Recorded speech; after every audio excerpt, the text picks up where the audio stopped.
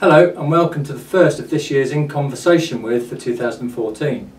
I'm Nigel Mason, Raystede's Chief Executive, and the first 6 months of this year have been busier than ever. I have to mention the rain we had in December, January and February. We all suffered, I know. Raystede more than most actually, because of the way that our land lies.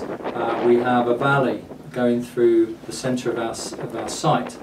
And what that meant was, with all of the rain, there was nowhere for the water to go. We do have a grey water tank, but I'm afraid that soon flooded, and we were having to run a pump 24 hours a day for several weeks just to try and get the grey water away. The problem is there was no real place to put it, so we had to put it into our lake. The lake then flooded, and so the whole site was a boggy mess. Because of the damage that we sustained with trees down in the sanctuary, fences down and the state of our fields, we launched an appeal. It was a really great success, and thanks to our supporters and our fantastic staff, we've been able to start mending the centre again. In fact, recently we had a group from American Express who came out on a wet day, you might imagine, and spent the whole day laying 208 sandbags around our lake. They covered about a quarter of the circumference and had a great day while they were doing it. By raising the level of the lake, we're able to deal with 25% more water, and that's going to mean that we can future-proof for flooding of the site.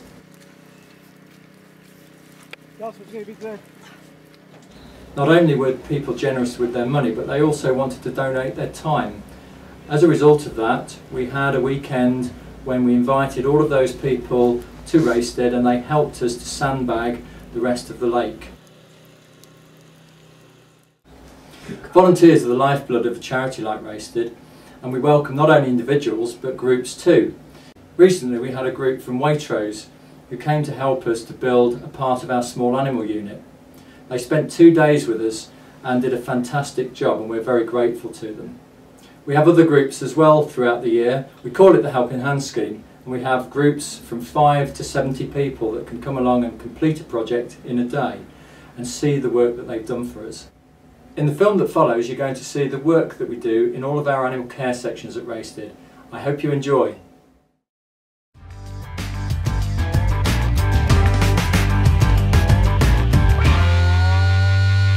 Hello, I'm Val, Head of Kennels. I'd like to tell you about some of the dogs who've recently been in kennels whose stories have particularly moved us. This is Joey. He's a 10-year-old Cairn Cross Terrier type. He was brought into us by the local dog warden after being found in a property faithfully lying beside the body of his deceased owner. He had been there for a week all on his own, and the dog wardens took him along to the dog pound while they checked to see if there were any friends or relatives that could take him in, or any instruction in the lady's will as to what should happen with Joey, and there wasn't any further information, so the dog wardens contacted us and asked us if we'd be willing to take him and find him a new home all of his own.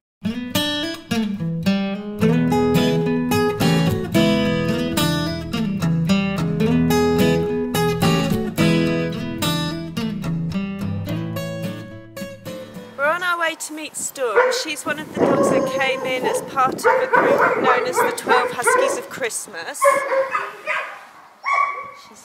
A week before Christmas, a husky rescue charity in the north of England were alerted to the plight of 12 adult huskies being kept in horrendous conditions at a puppy farm. The 12 adult dogs were in a terrible state.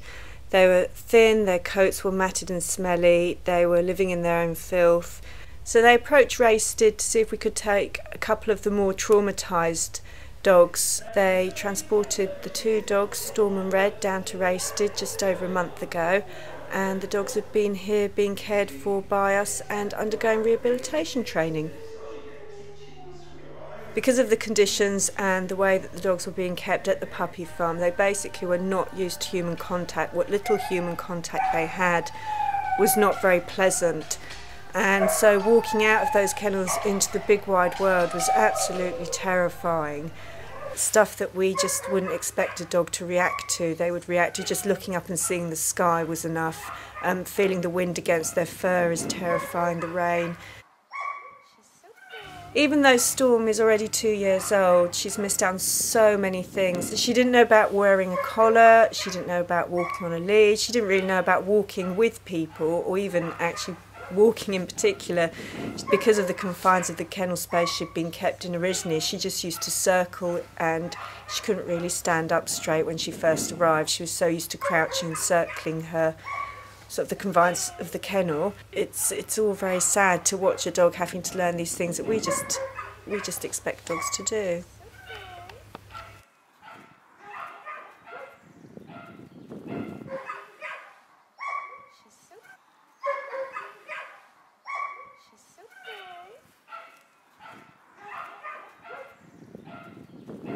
We've been working really hard with Storm, and she's just doing great. It is hard work. It's really worth it. These dogs do deserve a second chance. It's not their fault, anything that's happened to them. And it's our responsibility really to teach them to enjoy life and to be able to cope in the world. And hopefully Storm will be able to find a new home in a few weeks.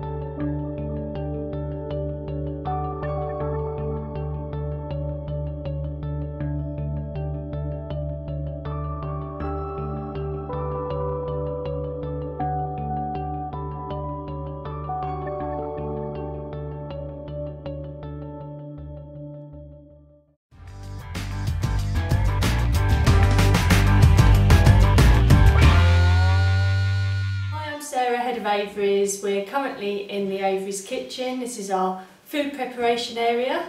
We need to do some afternoon feeds shortly, but while I have a moment I'd like to talk to you about Olive, a Patagonian conure.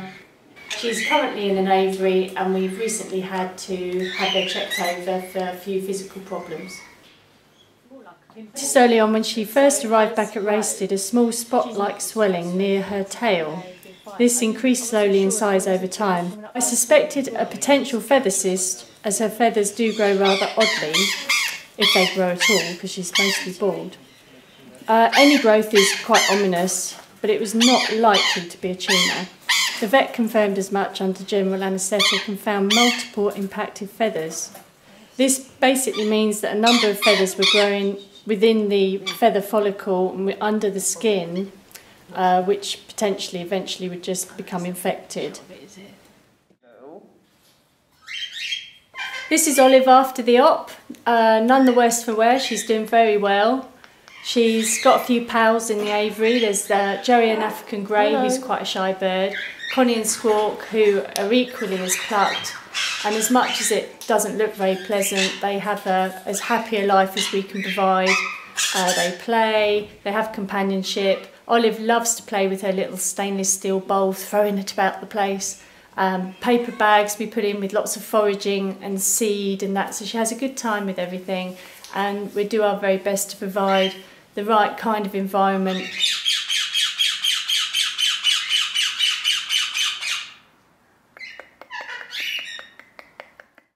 A few days ago we decided to move Twiggy, an African grey parrot who's been living on her own for certainly since Christmas.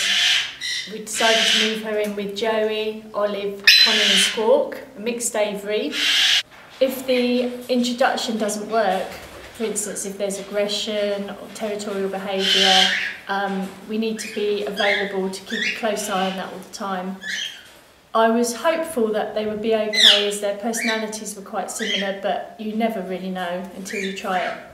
I decided I'd just go for it, and we went down, caught her up, popped her in a carrier. She's a growler, she's not used to people at all, so she's very nervous, so handling I wanted to keep to a minimum.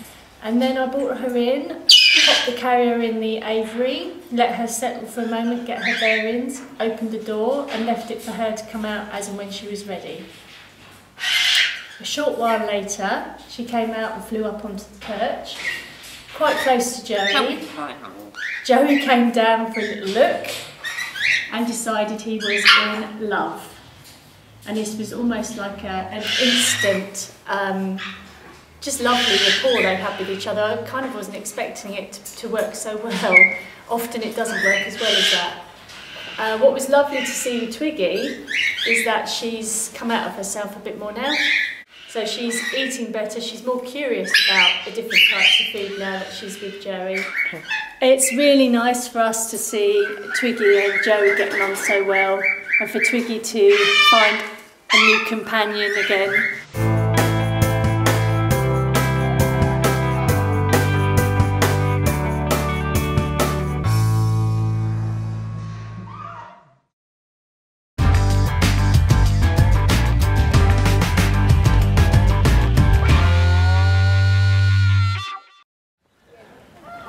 This is Connie. She's 20 years old. She's been at Raystede with us for 4 years now. Connie's undergone a lot of treatment with us here at Raystede. She came in with a lot of back issues. She has quite a weak pelvis. We have professionals such as Liz here come in. She's an osteopath, so she's giving Connie a lovely massage today to help release all her muscles and the tension in her body. Connie also underwent treatment for a sinus flap. She went into our vets and they made an incision into her nose canal and cleared out her sinuses. So now she's nice and healthy and has a nice clear dry nose.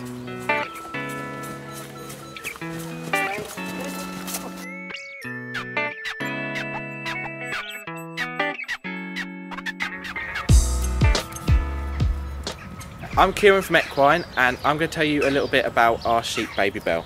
Last summer Raystede got a call about a sheep that appeared to have been hit by a car running around in a field down at Halland.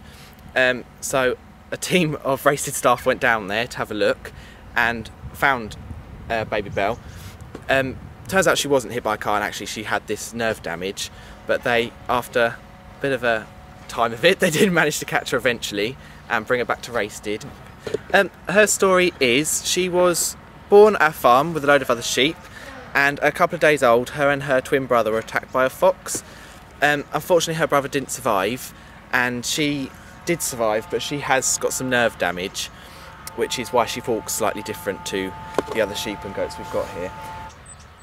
Took her a while to get used to her sheep, but she's pretty much one of the top dogs around here now. What are you doing?